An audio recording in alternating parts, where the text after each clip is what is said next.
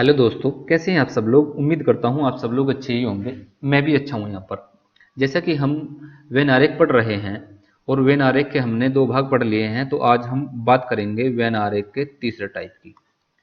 When आरेख के तीसरे टाइप की, टाइप थर्ड, क्योंकि हम टाइप वाइज टाइप पढ़ रहे हैं जिससे कि आपको बेहतर क्लियर समझ में आ सके।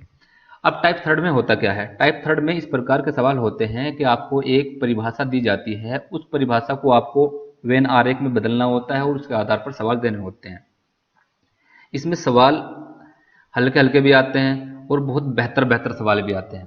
जैसे कि इस वीडियो के एंड में मैंने एक ऐसा सवाल रखा है, शायद ही वो किताबों में मिले। तो बढ़ते हैं सवाल की तरफ और देखते हैं किस किस प्रकार के सवाल होते हैं, क्योंकि सवाल से ही हम बेहतर समझ पाते हैं।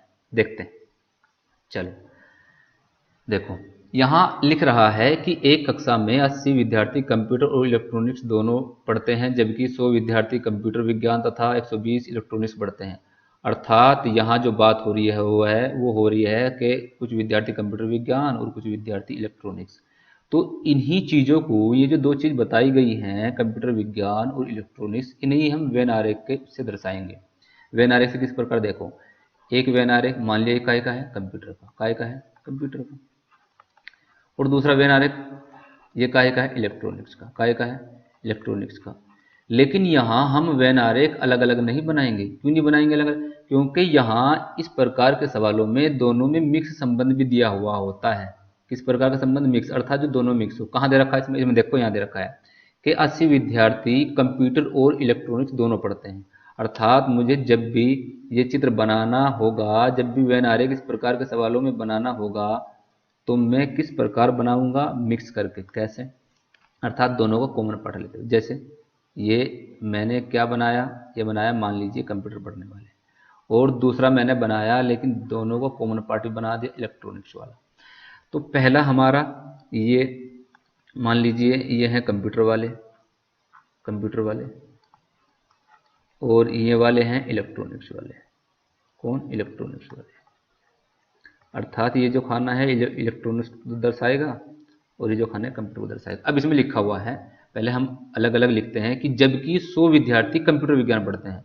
तो मैं यहाँ लिख लेता हूँ कि 100 बालक ऐसे हैं जो कंप्यूटर विज्ञान पढ़ने वाले हैं और 120 इलेक्ट्रॉनिक्स पढ़ते हैं। तो मैं 120 बालक यहाँ लिख लेता हूँ बाहर की टाइप। आप कहेंगे बाहर क्यों लिख रहे हैं, अंदर क्यों नहीं लिख रहे?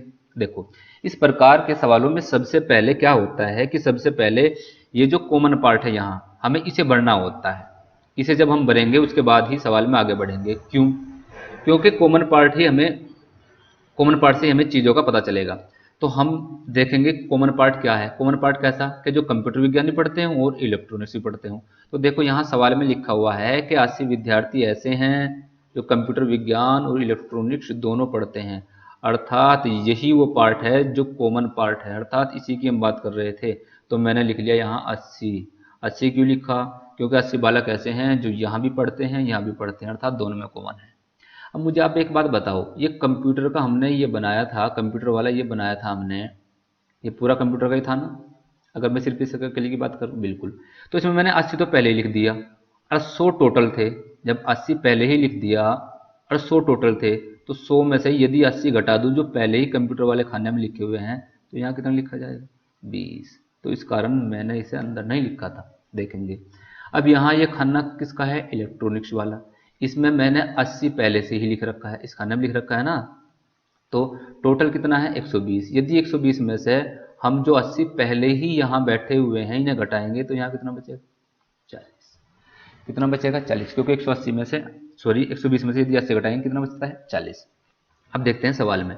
अब ये तो हो गया हमारा कॉमन पार्ट, लेकिन फिर ये पार्ट क्या है? ये ऐसे पार्ट हैं जो सिर्फ, अगर मैं इसकी बात करूँ, ये सिर्फ इलेक्ट्रॉनिक्स पढ़ता है। क्यों? कहीं और तो मिक्स नहीं है। ये कौन सा पार्ट है? ये पार्ट है जो केवल कंप्यूटर विज्ञान पढ़ते हैं। और ये कौन सा पार्ट है? ये है जो दोनों पढ़ते हैं। तो चलो देखते हैं। तो सवाल में पूछा ये गया है कि उनमें से केवल कंप्यूटर विज्ञान पढ़ने वाले, क्या शब्द है? केवल कंप्यूटर विज्ञान, अर्थात जो सिर्फ कंप्यूटर विज्ञान पढ़ते हो, कुछ और सब्जेक्ट ना पढ़ते हो। सिर्फ का मतलब हमने बता रखा है, केवल का मतलब हमने बता रखा है। केवल का मतलब होता है जो बस वही काम करते हो, कोई और काम ना करते हो। तो यहाँ ऐसे कितने बालक हैं? 20। तो हमारा आंसर यहाँ क्या हो जाएगा? 20। उम्मीद करता हूँ समझ में आया होगा। लेकिन हम बढ़ते हैं अपने अगले सवाल की तरफ। देखो, यहाँ क्या है, एक सरकारी बैठक में 130 विभागीय कर्मचारियों ने भाग लिया, उनमें से 66 चाय पीते हैं, 56 कॉफ़ी पीते हैं और 63 जूस पीते हैं। अर्थात यहाँ जो बात हो रही है, यहाँ चाय वाले की बात हो रही है, जूस वाले की बात हो रही है, कॉफ़ी वाले की। मतलब यहाँ मुझे 3 चित्र बनाने पड़ेंगे। क्या बनाने पड़ेंगे? 3 चित्र बनाने पड़ेंगे। तो मैं बना लेता हूँ 3 चित्र। देखो, एक तो मैंने ये बनाया, ठीक है नहीं, एक मैंने ये बनाया, समझ रहे होंगे। और जी एक और बना लेता हूं मैं, एक मैंने ये बनाया, समझ रहे होंगे। थोड़ा बड़ा बन गया है पर उसे इग्नोर कीजिएगा आप। देखो, अब मान लो ये वाला जो है ये है चाय वाला, ये जो है ये पूरा किसको दर्शाएगा? चाय वाला। और ये किसे दर्शाएगा? मान लो कॉफी वाले। और ये तीसरा किसे दर्शाएगा? जो बाकी का बचा है, जूस। ठीक है। अब जा देखो, हम सबसे पहले ये जो अकेले अकेले नंबर हैं इनके वो बाहर लिख लेंगे। क्या अकेले अकेले नंबर? जैसे क्या लिख रहा है, 66 चाय पीते हैं। क्या पीते हैं? 66। तो मैं यहाँ चाय पीने वाले इसी के बराबर में लिख लूँगा, 66 लिख लिए। अब देखेंगे, कह रहा है 56 कॉफ़ी पीते हैं। कितने? 56। तो कॉफ़ी वाले के बराबर में लिख लिए 56। अर्थात मैं यहाँ बराबर में से लिख रहा हूँ क्योंकि इसका मतलब है कि ये जो पूरा खाना है ये 56 लोगों का है। अर्थात 56 लोग ऐसे हैं जो इस खाने में आएंगे पूरे में। तो अब देखेंगे 63 ऐसे हैं जो जूस पीते हैं। तो मैं 63 ऐसे लिख लूँगा, यहाँ बार भी लिख रहा क्योंकि मुझे पता है कि ये जो खाना है जूस वाला पूरा, ये 63 नंबर ऐसे हैं जो इस पूरे खाने में कहीं ना कहीं आएंगे। तो चूंकि हमने सब यहाँ देखा है कि हम सबसे पहले वो संख्या लिखते हैं जो कॉमन हो। कॉमन किसमें? अब सबसे पहले तो हम वो देखेंगे जो इन दो तीनों में कॉमन हो, काय में? कॉफ़ी में भी, चाय में भी, जूस में भी। अर्थात जो तीनों पीते हों। तो देखेंगे सवाल में कहाँ से लिख रहा है। सवाल में लिख रहा है यहाँ कि 5 कर्मचारी तीनों में से कुछ भी पी सकते हैं। मतलब 5 कर्मचारी ऐसे हैं जो तीनों में से कुछ भी पी सकते हैं। तो मैं यहाँ लिख लूँगा 5 का नंबर। लिख लिया भाई, बहुत बढ़िया। अब जब देखो, अगर मैं आपसे बात करूं तो ये वाला जो है, ये वाला यहाँ से यहाँ तक का किसका गिरा हुआ है? इसे एक तो इसने गिरा रखा है, किसने? चाय ने। अरे किसने गिरा रखा है? इसने। अर्थात ये दोनों का है, चाय का और कॉफी का। आप कहेंगे जूस वाले का भी, हाँ ये लिख लिया। लेकिन अगर मैं सिर्फ इस पार्ट की बात करूं, अब किस पार्ट की? इस पार्ट की बात करूं, इस पार्ट की, तो ये किस किस का पार्ट है? बताओ किस किस का पार्ट है? ये है चाय और कॉफी वालों का। किसका है? चाय और कॉफी वालों का। बस समझ रहे होंगे कि नहीं समझ रहे होंगे बात? उम्मीद करता हूँ समझ रहे होंगे। सॉरी, किसका है? चाय और कॉफी वालों का। तो चलो बढ़ते हैं आगे, हम लिखते हैं। देखो, तो हम सबसे पहले देखेंगे चाय और कॉफी वाले कितने हैं।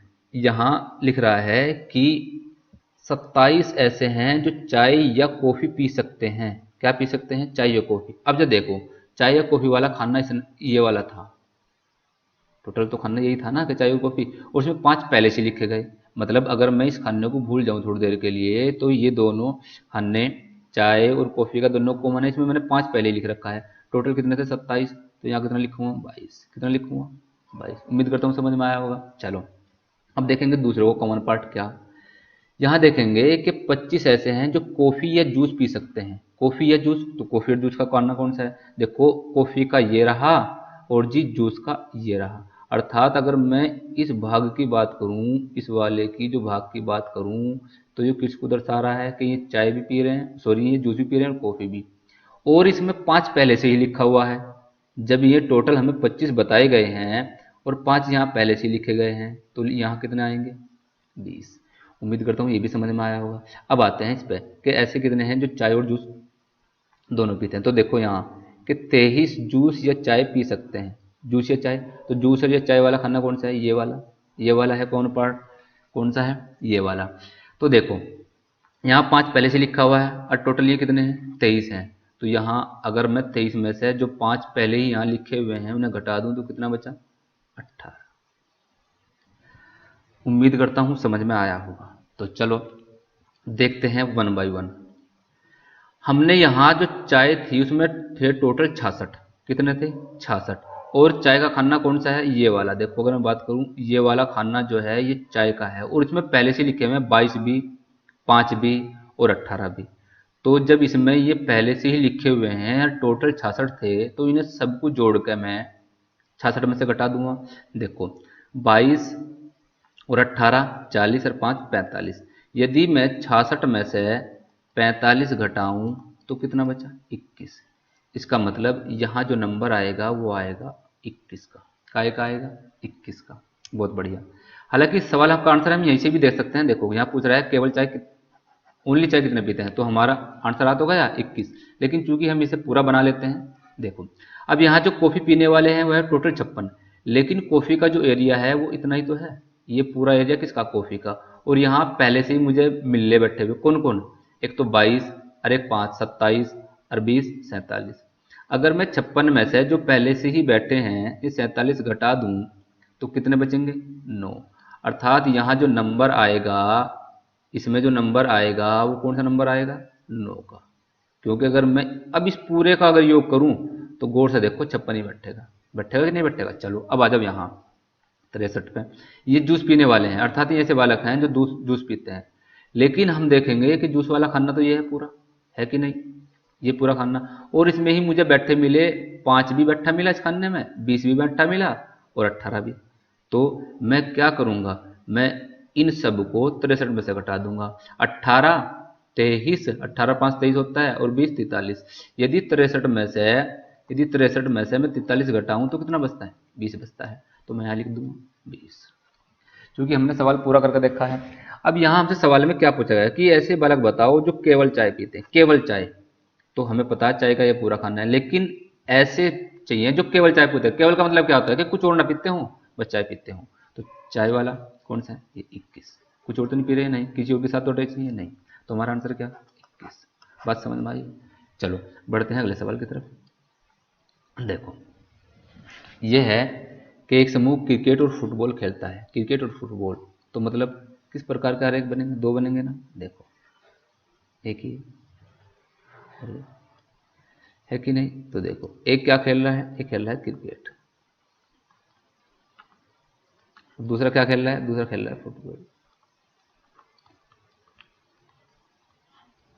चलो अब चूंकि हमें सबसे पहले क्या लिखना है? सबसे पहले यहाँ लिखेंगे नंबर जो भी होगा। कह रहा है कि 20 विद्यार्थी क्रिकेट खेलते हैं। कितने विद्यार्थी? 20। तो हमने लिख लिया 20 का नंबर। कितना? 20 का। 15 विद्यार्थी ऐसे हैं जो फुटबॉल खेलते हैं, तो 15 फुटबॉल के लिख लिया। अब सबसे पहले हमें इस चित्रों के जो अंदर लिखना है वो कॉमन पार्ट लिखना है।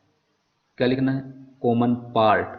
तो देखेंगे कह रहा है कि प्रत्येक विद्यार्थी कम से कम एक खेल अवश्य खेलता है, तो उनमें से कितने दोनों खेल खेलते हैं? अर्थात हमसे पूछा ही यही गया है कि कितने ऐसे बालक हैं जो दोनों खेल खेलते हैं। यहाँ कॉमन पार्ट दिया ही नहीं गया, तो कोई बात नहीं, कॉमन पार्ट नहीं दिया गया। हमें एक चीज यहाँ बताई गई है कि 30 विद्यार्थियों का समूह है। कितने विद्यार्थियों का समूह? 30 विद्यार्थियों का समूह है। यदि यहाँ जो क्रिकेट वाले दे रखे हैं ये कितने दे रखे? 20 दे रखे ना। यहाँ से हमने लिखा 20 विद्यार्थी क्रिकेट और 15 विद्यार्थी फुटबॉल। अगर मैं इन दोनों को जोड़ूं तो हमारा योग कितना बैठता है? 35। कितना बैठता है? 35। जबकि सवाल में बताया गया है कि विद्यार्थी 35 नहीं ओनली 30 हैं। कितने हैं? 30। तो इसका मतलब ये 5 विद्यार्थी कहाँ से आए? ये कहीं से नहीं आए, बस ये 5 विद्यार्थी ऐसे हैं जो दोनों खेल खेलते हैं। क्या खेलते हैं? दोनों खेल। आपको कैसे पता चला? ऐसे पता चला जब हमें पता है कि 30 विद्यार्थी हैं। कितने विद्यार्थी? 30। और हमारा जोड़ कितना बैठ रहा है? 35। ऐसा कैसे हो सकता है? नहीं हो सकता। क्यों नहीं हो सकता? क्योंकि यहां जब उसने बता दिया कि हमारे 30 हैं, कितने हैं? 30। 30 से फालतू ना होने चाहिए, यहाँ हो रहे 35। तो 35 कैसे हो जाएंगे? इसका मतलब 5 विद्यार्थी ऐसे हैं जो इधर भी जुड़ते हैं और इधर भी जुड़ते हैं। कितने हैं? इधर भी जुड़ते हैं और इधर भी जुड़ते हैं। तो देखो अगर मैं यहाँ लिख कर आपको बताऊं लिख कर कि 5 विद्यार्थी ऐसे हैं इधर भी जुड़ते हैं इधर भी, देखो पूरे 30 हो जाएंगे भैया। तो ये क्रिकेट वाले कितने थे? 20। 5 मैंने क्रिकेट वाले खाने में पहले लिख दिए तो बचे कितने? 15। ये कितने थे टोटल? 15। 5 मैंने इस खाने में पहले लिखे गए तो बचे कितने? 10। अब जोड़कर देखो टोटल 30 बैठ रहे हैं। समझे कि नहीं? तो टोटल हमें यहाँ से पता चल जा रहा था कि भाई 5 ऐसे विद्यार्थी हैं जो दोनों खेल खेलते हैं। उम्मीद करता हूँ समझ में आया होगा। आगे बढ़ते हैं अगले सवाल की तरफ, देखते हैं। देखो यहाँ कह रहा है कि 1865 लोगों में से 660 अंग्रेजी और तथा 1350 मराठी बोल सकते हैं तथा 120 व्यक्ति दोनों में से कोई भी भाषा नहीं बोल सकता। मतलब 1865 हैं टोटल, उनमें से 120 व्यक्ति ऐसे हैं जो कोई भी भाषा नहीं बोल सकते। कोई भी भाषा नहीं बोल सकते। हाँ, तो मैं क्या करूंगा, सबसे पहले 1865 में से ये 120 निकाल दूं। क्यों निकाल दूं? वो इसलिए निकाल दूं क्योंकि यहाँ जो बात होगी वो अंग्रेजी बोलने वालों की अर्थात मराठी बोलने वाले की अर्थात कोई ना कोई भाषा बोलने वालों की बात होगी, और 120 व्यक्ति ऐसे हैं जो कोई भी भाषा नहीं बोलते, तो फिर इसमें रखेंगे क्यों हम इन्हें? तो हम घटाएंगे, तो हमारा बच जाएगा 1745। इसका मतलब अब जो भी बात होगी वो टोटल 1745 में से बात होगी। कितने में से बात होगी? 1745 में से। समझ रहे होंगे? तो चलो, जब हमें पता है कि 1745 और 660 ऐसे बालक हैं, 660 जो बोल सकते हैं अंग्रेजी, अंग्रेजी, ठीक है नहीं, और 1305 ऐसे हैं, 1305 ऐसे हैं जो कि मराठी बोल सकते हैं। क्या बोल सकते हैं? मराठी। मैं इन दोनों को जोड़कर देखूंगा। क्यों जोड़कर देखूंगा अभी बताएंगे। 5, 6, 9 और 1, 1965। टोटल योग कितना हो गया? 1965 हो गया, जबकि योग तो 1745 से ज्यादा नहीं होना चाहिए। क्या नहीं होना चाहिए? 1745 से ज्यादा। क्यों नहीं होना चाहिए? क्योंकि 1745 ही तो ऐसे हैं, ऐसे लोग हैं जो कोई ना कोई भाषा बोलते हैं। अब ये हो गया 1965, तो ऐसा कैसा हो गया? ऐसा नहीं हो सकता। क्यों नहीं हो सकता? क्योंकि जब उसने हमें पहले ही बता दिया कि 1745 ही हैं बस बोलने वाले, और आप बता रहे हो 1965, तो कोई बात नहीं, ऐसा हो सकता है, ऐसा होगा कि इनमें से कुछ ऐसे होंगे, कुछ ऐसे होंगे जो दोनों भाषा बोलते होंगे। तो हमें पता है कि टोटल योग आया 1965। टोटल योग कितना आया? 1965। और वैसा बोलने वाले कितने? 1740। तो अगर मैं घटाऊंगा हमारा आंसर आएगा 200, सॉरी ये 45 है, क्या आएगा? 220। अर्थात 220 बालक ऐसे हैं जो दोनों बोलते हैं, दोनों भाषा बोल सकते हैं। तो सवाल में यही पूछा गया कि ऐसे कितने लोग हैं जो दोनों भाषा बोल सकते हैं। आप कहेंगे इसे प्रूव, थोड़ा सा प्रूव करके दिखाओ। तो चलो देखते हैं। मैं बना लेता हूं यहां दो चित्र, ये रहा और ये रहा, समझ रहे होंगे। और ये मराठी वाले हैं और जी ये हैं अंग्रेजी वाले। कितने हैं? अंग्रेजी वाले। और हमने देखा कि 220 ऐसे हैं जो दोनों बोल रहे हैं, तो देखा 220। और हमें पता अंग्रेजी वाले टोटल कितने थे? 660। मराठी वाले टोटल कितने थे? 1305। समझ रहे होंगे। तो मैंने, जब मुझे पता है कि अंग्रेजी का पूरा खाना ये है, इसमें से ये घटा कर देखा 220। ये सिर्फ हम प्रूव कर रहे हैं, सवाल तो हमारा हो गया है। तो कितना है? 440। देखो इस खाने का जोड़ कितना बैठता है? इतना ही नहीं बैठता क्या? बात समझ में आ रही होगी कि नहीं आ रही होगी? अब यहाँ अगर 1305 में से हम ये घटाएंगे, 1305 में से, तो हमारा आएगा 1085। क्या आएगा? 1085। अगर मैं इन सबको जोड़ूंगा तो मेरा जो आंसर बैठेगा वो 1745 ही बैठेगा। उम्मीद करता हूँ समझ में आया होगा। चलो हम बढ़ते हैं अगले सवाल की तरफ। लास्ट का सवाल बहुत इंपॉर्टेंट होने वाला है। आपने शायद देखेंगे बहुत ही अलग तरह का सवाल होगा। ये बढ़ते हैं आगे। चलो, यहाँ लिखा हुआ है कि 50 विद्यार्थियों की एक कक्षा में 12 विद्यार्थी भाग नहीं लेते हैं। 12 विद्यार्थी भाग नहीं लेते, तो जब 12 विद्यार्थी भाग नहीं लेते तो उन्हें एक तरफ निकाल लो। 50 माइनस 12 बराबर 38 विद्यार्थी। इसका मतलब अब जो खेल में भाग लेने वाले हैं वो 38 विद्यार्थी हैं। कह रहा है कि 28 विद्यार्थी क्रिकेट खेलते हैं और 17 फुटबॉल खेलते हैं। तो बना ले वही चित्र। हालांकि हम इसे जबानी भी निकाल सकते हैं, पर चूंकि हम आपको समझा रहे हैं, तो क्रिकेट खेलने वाले, मान लिया ये वाला जो वर्ड है ये दर्शा रहा है क्रिकेट खेलने वाले को, और ये वाला जो है ये दर्शा रहा है फुटबॉल खेलने वाले। इतनी बात समझ में आती हुई। तो सबसे पहले क्या करेंगे हम? देखो, ये कह रहा है कि 28 ये हैं। क्या है? 28 ये हैं। और क्या कह रहा है? 17 फुटबॉल वाले हैं। अब देखो टोटल विद्यार्थी कितने हैं? 38। तो यहाँ तो 38 से ज़्यादा ना होने चाहिए, इनमें 38 से ज़्यादा ना आना चाहिए, क्योंकि खेलने वाले तो 38 ही हैं। तो यदि मैं इन्हें 28 को और 17 को यदि जोड़ूं तो कितने बैठे हैं टोटल? 45। कितने बैठते हैं टोटल? 45। जबकि बता रखे वहां कितने? 38। तो इसका मतलब ये है कि जब 38 से फालतू नहीं हो रहा और हमारा योग बैठ रहा 45, तो कुछ विद्यार्थी ऐसे हैं जो दोनों तरफ खेलते होंगे। तो मैं घटा कर देखूंगा कितना आंसर है हमारा? 7। तो हमारा आंसर आ गया। यहाँ सवाल में पूछा भी यही गया है कितने विद्यार्थी क्रिकेट और फुटबॉल दोनों खेलते हैं, और हमें ये पता चला कि 7 विद्यार्थी ऐसे हैं जो दोनों खेल खेलते हैं। इसको विस्तार से यदि मैं यहाँ रख कर देखूँ, वो चीज़ हम समझ चुके हैं पिछले सवाल में। तो हमारा आंसर क्या हो जाएगा? 60। उम्मीद करता हूँ यही समझ में आया होगा। बढ़ते हैं आगे। देखो इसमें दिया गया है एक क्लास के कुल 5 विद्यार्थी, मतलब कुल 5 विद्यार्थी दे रखे हैं जो गणित में पास है, भूगोल में पास है और इतिहास में पास है कि नहीं? तो देखो बना लेता हूं मैं चित्र, ये बना, इधर बना लेते हैं, ये माफ कीजिएगा थोड़ा, बना तो मैं इसका वैसे भी सकता हूं पर नहीं, देखेंगे लिख लेंगे। ये मान लो ये गणित है मेरा, ये मेरा मान लो भूगोल है, और ये मान लीजिए मेरा इतिहास है। टोटल जो डाटा है ये दे रखा है कि कुल 5 विद्यार्थियों का डाटा है। किसका? कुल 5 विद्यार्थियों का डाटा है। गणित में पास कितने? 50। गणित में कितने पास है? 50। तो गणित के पास को लिख लूँगा भाई, कहलाना तुम जो हो टोटल 50 हो। भूगोल में कितने? 80।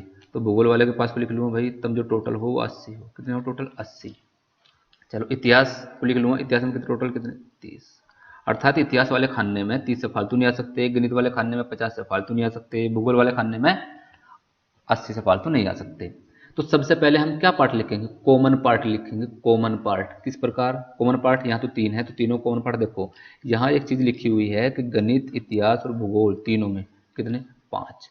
तो मैं लिखूं इसके बीच 5, लिख दिया, बहुत बढ़िया।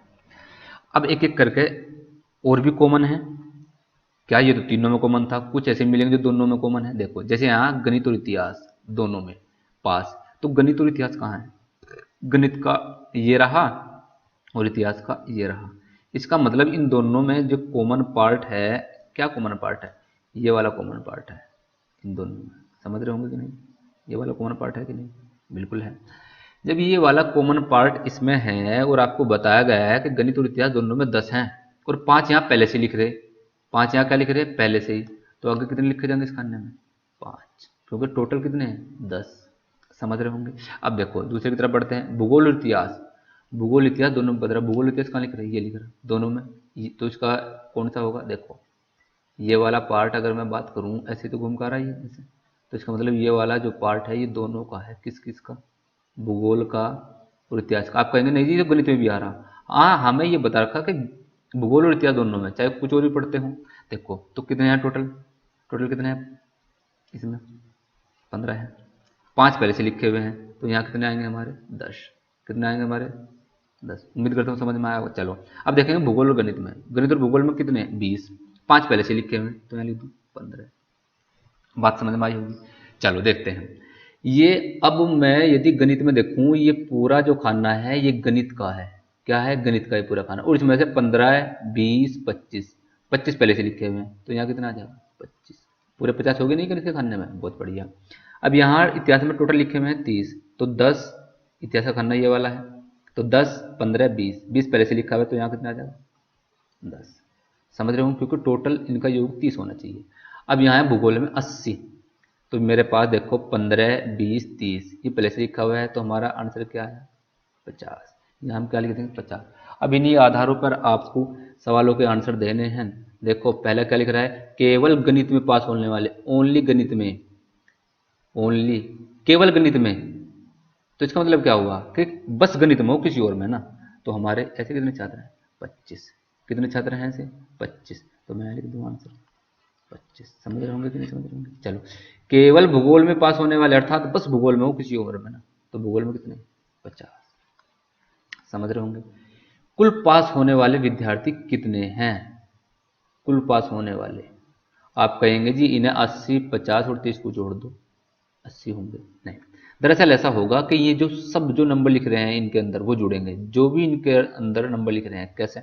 देखो अगर मैं लिखूं, अगर मैं इसे 50, ये टोटल अगर खाना देखूं, ये टोटल वाला खाना, मतलब टोटल मुझे सारे जोड़ने हैं, कुल मिलाकर बात यह है किसी प्रकार आप जोड़ लो। देखो लिख रहे हैं 50 प्लस 15 प्लस 5 प्लस 10, अर्थात इस खाने के मैंने लिख लिए। कितने लिख लिए इस खाने के? लेकिन अगर यदि आप जोड़ देंगे तो इस खाने का जोड़ कहीं ना कहीं लिखा हुआ, कहाँ? ये लिख रखा। तो क्या मुझे ये सब चीज़ लिखने की जरूरत थी? नहीं। इसका मतलब मैं डायरेक्ट इसका जोड़ 80 लिख लेता। क्या लिख लेता? डायरेक्ट 80। अब 80 में क्या जोड़ है? अब मैंने इस खाने के तो पूरे लिख लिए, इस खाने के लिख लिए ना, पूरे इस खाने के लिख लिए क्या? 80। तो आगे कितने बचे? 25 और 5 ये वाले बचे, 5 ये भी लिख लूँ और 10 ये लिख लूँ, जो 10 ये बच रहे हैं। तो कितना हो गया? 80, 110, 120। तो हम क्या कहेंगे? समझ रहे होंगे कि नहीं? हमारा आंसर क्या हो जाएगा? 120 हो जाएगा। जोड़ लेंगे भाई ना, 80, 100, 110, 120। अब जब देखो लास्ट और इम्पोर्टेंट सवाल, आप इस सवाल पर ध्यान देंगे बहुत अच्छे तरीके से। क्या कह रहा है कि एक क्लास में कुल 500 विद्यार्थी हैं। नीचे दिए गए विद्यार्थियों में पास होने वाले किसका विवरण दिया गया है? पास होने वाले विद्यार्थियों का विवरण दिया गया है, जिस पर आधारित निम्न प्रश्नों के उत्तर देने हैं।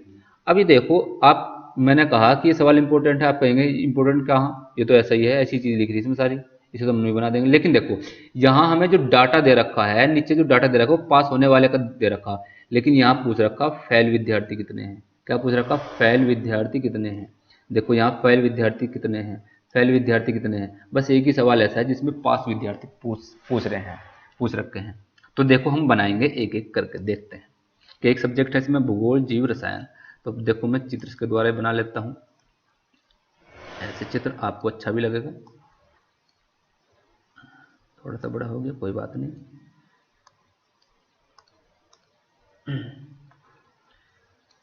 ये हमने बना लिया, 3 है, ये छोटा बन गया, उससे कोई लेना देना नहीं है। चलो भले ही बन जाओ छोटा। देखो लिख लेंगे, पहले क्या लिख रहा है? भूगोल, तो कोई से भूगोल को लिख देंगे, ये मान लो भूगोल है, क्या मान लो ये भूगोल है, ठीक है। दूसरा क्या है? जीव विज्ञान, मान लो ये जीव विज्ञान है, जीव विज्ञान। ये मान लो रसायन विज्ञान है, क्या है? रसायन विज्ञान। गौर करेंगे इस बात पर, देखो आप। अब हम देखेंगे टोटल छात्र कितने कितने हैं। रसायन भूगोल में कितने? 200, तो लिख लूँ 200 यहाँ से भूगोल के बाद। जीव विज्ञान में कितने? 150, तो लिख लूँ यहाँ 150, लिख दिया 150। रसायन विज्ञान में कितने? 100, तो यहाँ रसायन विज्ञान में लिख दूँ 100, कोई दिक्कत नहीं। बाहर लिख रहा वो आपको पता ही है क्यों लिखा जा रहा। तो सबसे पहले हम जो कॉमन पार्ट है वो लिखेंगे। तो कॉमन पार्ट कहाँ है? ये तीनों का कॉमन पार्ट लिखेंगे सबसे पहले, तीनों कॉमन पार्ट। तो लिख रहा है तीनों विषयों में पास होने वाले कितने हैं टोटल? 10। कितने हैं? 10। चलो अब कॉमन पार्ट, चूंकि ये भी लिख लिया हमने, ये भी लिख लिया, ये भी लिख लिया, कॉमन पार्ट और में भी होंगे, इन दो में भी तो होंगे। ये तो हमने तीनों का कॉमन पार्ट लिखा है, हाँ है। देखो ये रहे भूगोल और जीव विज्ञान दोनों में पास, भूगोल और जीव विज्ञान। तो भूगोल और जीव विज्ञान कहाँ है? ये रहा भूगोल वाला खाना ये पूरा, और ये रहा जीव विज्ञान वाला खाना। तो भूगोल और जीव विज्ञान में कह रहा है ये वाला, समझ रहे होंगे कि नहीं? ये वाला और ये वाला, तो इन दोनों में कह रहा है। इन दोनों का मतलब अगर मैं बात करूं तो बात हो रही है इस क्षेत्र की। इन दोनों का मतलब तो यही है, इस क्षेत्र की, क्योंकि इन दोनों में कॉमन, अगर मैं इसे थोड़ी देर के लिए भूल जाऊं, मान लो देखो अगर मैं इसे थोड़ी देर के लिए भूल जाऊं, सॉरी, यदि मैं थोड़ी देर के लिए भूल जाऊं इस वाले पार्ट को, ये वाला पार्ट अगर मैं भूल जाऊं थोड़ी देर के लिए, तो हम देखेंगे कि ये जो दोनों हैं ये किस चीज़ का पार्ट है? भूगोल और जीव विज्ञान का। तो भूगोल और जीव विज्ञान में कितने थे टोटल? 30, लेकिन 10 पहले से लिखे मिल रहे, तो यहाँ कितना लिखूंगा? 20। इतनी बात समझ में आई? अब आगे देखेंगे जीव विज्ञान और रसायन विज्ञान। तो जीव विज्ञान रसायन विज्ञान का पार्ट कौन सा? दोनों का कॉमन, ये वाला पार्ट है, समझ रहे होंगे, ये वाला पार्ट है। इसमें 10 पहले से लिखे हुए हैं, लेकिन यहाँ कितने लिख रखे? 20 लिख रखे हैं, तो मैं 10 और लिख दूंगा यहाँ, लिख दिए, बहुत अच्छा। चलो रसायन विज्ञान और भूगोल, तो रसायन विज्ञान और भूगोल का ये वाला पार्ट कॉमन है, ये वाला इन दोनों का कॉमन है कि नहीं है? आप कहेंगे ना जी ये तो तीनों का, ये वाला पार्ट भी इसमें तीनों का क्यों लिख रहे हैं? क्योंकि यहाँ मैंने ऐसा नहीं दिया कोई भी शब्द कि केवल रसायन विज्ञान में भूगोल। अगर ऐसा कुछ दिया होता तो मैं इसे 40 को यही लिखता कि केवल रसायन विज्ञान और भूगोल को छोड़ना हो, समझ रहे होंगे। लेकिन यहाँ रहेगा कि रसायन विज्ञान और भूगोल में पास होने वाले, तो रसायन विज्ञान और भूगोल का जो कॉमन पार्ट है वो ये वाला है, समझ रहे होंगे कि नहीं? 10 यहाँ पहले से लिखा हुआ है, टोटल 40 थे, तो यहाँ मैं कितना लिख दूं? 30। इतनी बात समझ में आई? अब देखेंगे आप इस रसायन विज्ञान के पूरे वाले खाने को देखेंगे, समझ रहे होंगे। इस रसायन विज्ञान के पूरे खाने में जो है ना 100 आने चाहिए, और 30, 40, 50 पहले से लिखा हुआ है, तो इसका मतलब यहाँ कितना आ जाएगा? 50। बहुत बढ़िया।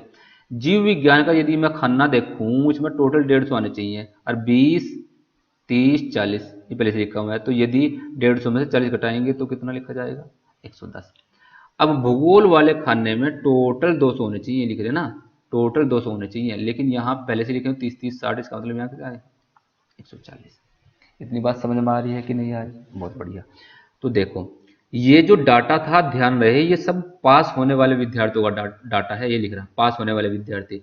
लेकिन अब देखो सवाल आपसे क्या पूछेगा, क्या पूछ रहा है, केवल भूगोल व जीव विज्ञान में फेल होने वाले विद्यार्थी, केवल भूगोल व जीव विज्ञान में फेल होने वाले विद्यार्थी किस प्रकार बताना है, क्योंकि ये जो डाटा है ये तो पास होने वालों का डाटा है, समझ रहे होंगे। तो चलो पहले हम एक पास वाला देख लेते हैं, तब बेहतर समझ में। ये रहा पास, केवल रसायन विज्ञान में पास, तो केवल रसायन विज्ञान अर्थात किसी और में पास ना हो, कितना आंसर 50। उम्मीद है समझ में आई होगी। देखते हैं अब कह रहा है केवल भूगोल व जीव विज्ञान में फेल विद्यार्थी। यहां देखो थोड़ा सा, कितने सब्जेक्ट है हमारे पास, एक जीव विज्ञान है,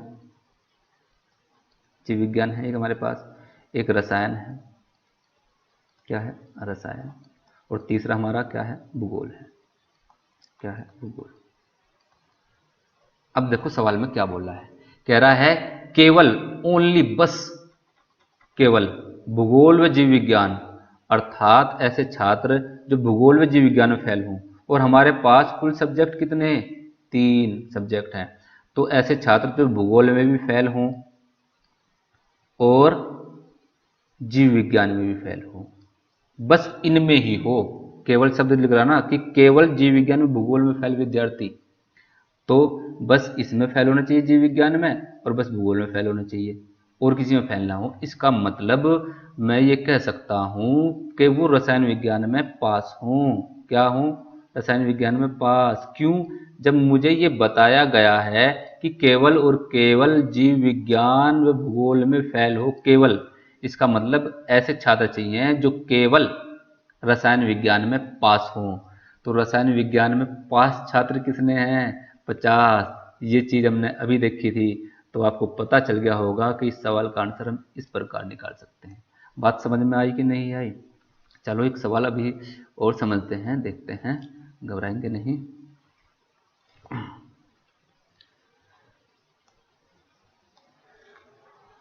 यदि मैं मिटा दूं, चलो बढ़ते हैं आगे। देखो इसमें लिख रहा है केवल जीव विज्ञान में फेल विद्यार्थी। अब यहाँ डाटा दे रखा पास का, पूछ लिया फेल, तो घबराने की क्या जरूरत है, कोई कुछ भी नहीं, लिखो तीनों, क्या रसायन विज्ञान जो हमें दे रखे, रसायन दे रखा है, हमें भूगोल दे रखा है, और हमें जीव विज्ञान दे रखा है। यही तो 3 सब्जेक्ट है हमारे पास, इन 3 के अलावा कुछ और थोड़ी है जो कहीं और से आ जाएगा, नहीं, बस ये 3 ही है। चलो तो देखो कह रहा है केवल जीव विज्ञान में फेल होने चाहिए, केवल जीव विज्ञान में फेल, समझ रहे होंगे कि नहीं। तो जीव विज्ञान कहाँ, ये रहा, केवल बस इसमें फेल हो और किसी में फेल ना हो, इसका मतलब जो इसमें पास हो भूगोल में और रसायन विज्ञान में पास हो, इनकी बात कर रहा है। आई बात समझ में या नहीं आई? उम्मीद करता हूं समझ में आई होगी। देखो तो देखेंगे ऐसे छात्र कहाँ हैं जो केवल भूगोल और रसायन विज्ञान में पास हो, भूगोल, केवल रसायन विज्ञान और भूगोल, तो देखेंगे रसायन विज्ञान और भूगोल का ये कहाँ है, ये रहा रसायन विज्ञान भूगोल का ये वाला है कॉमन पार्ट। लेकिन इसने हमें ये बताया कि बस ऐसे छात्र हों जो रसायन विज्ञान और भूगोल में, बस किसी और में ना, तो ऐसा तो सिर्फ हमारा ये 30 का ही नंबर है जो ये बता सकता है कि केवल और केवल पास होने वाले जो विद्यार्थी हैं वो 30 हैं। केवल जीव विज्ञान में फेल होने वाले, सॉरी, जीव विज्ञान में फेल होने वाले कितने विद्यार्थी 30। समझ रहे कि नहीं, कैसे पता चला? देखो एक बार और समझेंगे। इसने कहा केवल जीव विज्ञान में फेल, हमारे पास सब्जेक्ट कितने हैं, रसायन विज्ञान, भूगोल और जीव, यही तो 3 सब्जेक्ट हैं। इसने कहा जीव विज्ञान में फेल होना चाहिए, बस कहीं और फेल ना हो, तो इसका मतलब रसायन विज्ञान और भूगोल में पास हो। तो मुझे ऐसा डाटा चाहिए, क्यों ऐसा डाटा चाहिए पास होने वाले का, फेल से तो मैं बता नहीं सकता, लेकिन हाँ मैं फेल से पास का जरूर निकाल सकता हूँ। तो मुझे क्या यहाँ से निकलेगा कि ऐसे बालक चाह जो केवल भूगोल और रसायन विज्ञान में पास हो। आप आएंगे यहाँ रसायन विज्ञान और भूगोल के कॉमन पार्ट में आए, देखा आपने यहाँ 10 भी लिख रहा है 30 भी लिख रहा है, तो मैंने 30 ही क्यों आंसर चुना, ये टोटल क्यों नहीं? क्योंकि ये जो पार्ट है ये तो तीनों में पास होने वाले हैं, तीनों में पास होने वाले, लेकिन जो कह रहा है तीनों में पास ना हो, बस रसायन विज्ञान भूगोल में हो, तो ऐसा ये है 30 का नंबर। कह रहा है सभी, ये वाला सवाल चौथा, सभी विषयों में फेल विद्यार्थी कितने हैं, अर्थात टोटल में फेल बता दो कितने। तो मैं इसे मिटा देता हूं एक बार, टोटल में फेल बता देने कितने। तो आपको टोटल पास पता होना चाहिए पहले, टोटल पास। तो टोटल पास आप निकाल सकते हैं कैसे, देखो इन सब का जोड़ लगा लो जो भी यहाँ नंबर है, क्योंकि ये जो जन नंबर है टोटल, ये टोटल विद्यार्थी हैं पास होने वाले। तो देखो या तो मैं सबका जोड़ लगा लूँ, जैसे हमने पहले इस खाने का लिख लूँ पूरे का क्या लिख लूँ 200, ये रहा मैंने कि इस पूरे खाने का 200 है भाई, भूगोल वाले का इसका, क्योंकि इसमें 200 ही तो लिख रहे नंबर, मुझे ऐसे अलग अलग जोड़ने से क्या फायदा। 200 लिख रहे, 50 ये लिख रहे, 50 ये लिख रहे, 10 ये लिख रहे अलग, और जी 110 ये लिख रहे। तो अगर हमने जोड़ेंगे ये है टोटल 370 विद्यार्थी, कितने 370। इसका मतलब कुल पास होने वाले जो छात्र हैं, कुल पास होने वाले, फेल होने वाले नहीं, कुल पास होने वाले 370 हैं, लेकिन यहाँ पूछा है फेल होने वाले बताने।